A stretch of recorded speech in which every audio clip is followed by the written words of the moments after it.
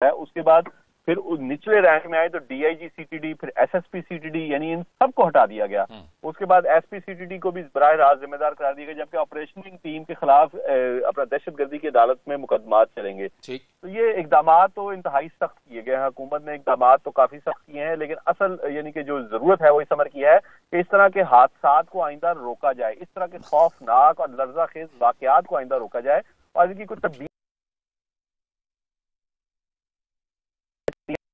भी किस तरह ऑपरेशन करती है और किस तरह, यानी अगर फर्ज करें आज भी उन्होंने जीशान के ऊपर जोर था कि जीशान की आज भी फुटेजेस जारी की गई, सेल्फीज जारी की गई जो दहशतगर्द फैसलाबाद में हलाक हुए थे और गाड़ी की तफसीलात, तो एक शख्स मशकूक था उसमें से, उसको अलहदा किया जा सकता है, जिस तरह घेरा गया पूरी फैमिली को अलहदा करके अरेस्ट कर लेते। अच्छा, ये कंफ्यूजन क्या हुई है वैसे यार सब? कोई इंटरनली ये आपने अपने जराए से, सोर्सेज से कोई मालूमात हासिल करने की कोशिश की कि ये तो एक जो एसओपी होता है, अगर आपको कोई वांटेड है भी तो आप उसको जो है वो घेराव उसका करते हैं, उसको रोकते हैं, वो नहीं रुकता तो उसको चेज अप करते हैं और उसके बाद पुलिस फोर्स या जो भी फोर्स इस्तेमाल करके उसको सराउंड करके उसको एलिमिनेट करके और न्यूट्रलाइज करने के बाद अरेस्ट करते हैं। ये मारना नागुजीर क्यों हो गया था?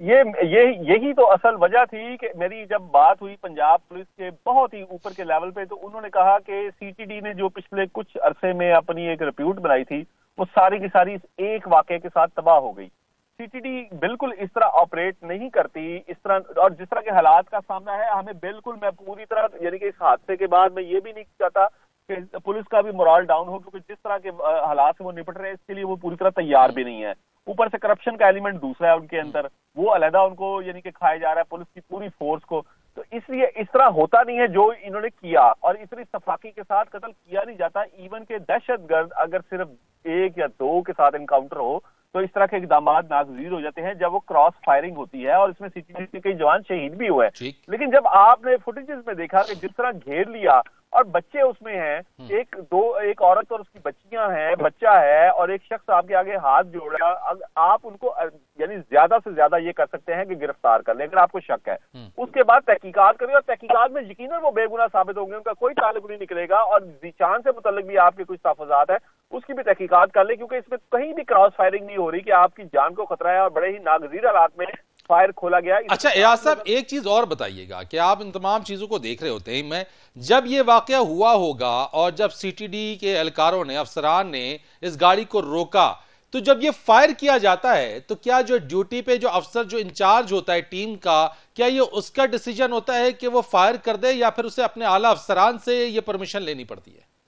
देखें, सबसे पहले तो ऑपरेशन से पहले कुछ एसओपी, हर ऑपरेशन के एसओपी ज़वाबित तय कर लिए जाते हैं, आला हुकाम से इजाजत ले ली जाती है कि अगर क्रॉस फायरिंग होगी तो क्या करना है, फायर किस वक्त खोलना है, किस वक्त कॉम्बैट करना है। उसके बाद तमाम तर पावर्स जो ऑपरेशन में कमांड फील्ड में कमांड कर रहा होता है ऑपरेशन करने वाला ऑफिसर, उसके पास आ जाती हैं। वो डिसीजन मेकिंग करता है किस वक्त उसने ऑर्डर करना है। ये सेम तकरीबन फौज वाला ही हिसाब है कि जब आप महाजे जंग पे लड़ रहे हो तो ऑपरेशनिंग की जो आपका कमांडर है वही उस वक्त ऑर्डर पास कर रहा होता है, वो आर्मी चीफ से बराह रास्त ऑर्डर्स नहीं ले रहा होता। एक जनरल उनको ऑर्डर्स जारी कर दिए जाते हैं कि ये सूरत हाल होगी तो उसके मुताबिक आपने इस तरह करना है, इस तरह करना है, इस तरह करना है। उसके बाद वो जो भी उस ऑपरेशन को फेस करता है वही अपने उस वक्त के उसमें यानी कि अपना ऑपरेशन करता है, अपने अहकाम जारी करता है। और यकीनन इस ऑपरेशन में जो ऑपरेटिंग कमांडर था या उसके ऊपर जो उसके साथ राब्ते में फर्स्ट कमांडर था, उन दोनों ने इंतहाई ज्यादती और बेईमाना यानी कि एक जिंदगी का अमल दोहराया कि जब आपने, और अगर ये फुटेजेस वहां पे अवामुन नास की जानिब से ना बनाई जाती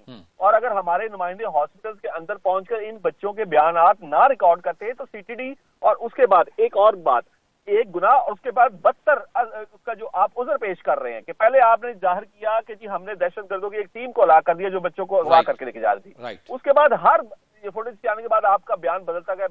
कहीं भी आपने अपनी गलती को तस्लीम नहीं किया। और जब जेआईटी ने आपकी सारी, और जेआईटी भी मेरी इतलात के मुताबिक खुफिया इदारों ने ये सारी चीजें पॉइंट आउट की, तो उसके बाद फिर आप लोगों की सारी गलतियां जो है वो हुकूमत के सामने आई। ठीक, ये तमाम फुटेजेस आई और उसकी बुनियाद के ही ऊपर सीटीडी ने जो कार्रवाई की उसके हकायक खुलकर सामने आए, और अगर ऐसा ना होता तो जो कुछ भी सीटीडी बयान करती उन तमाम चीजों को ही सच मानने पर मजबूर कर दिया जाता है। एक ब्रेक लेंगे, ब्रेक के बाद आएंगे कुछ मिनी बजट के हवाले से जो कि पाकिस्तान तहरीक इंसाफ जिसको माशी इस्लाहात कह रही है उस पर बात करेंगे।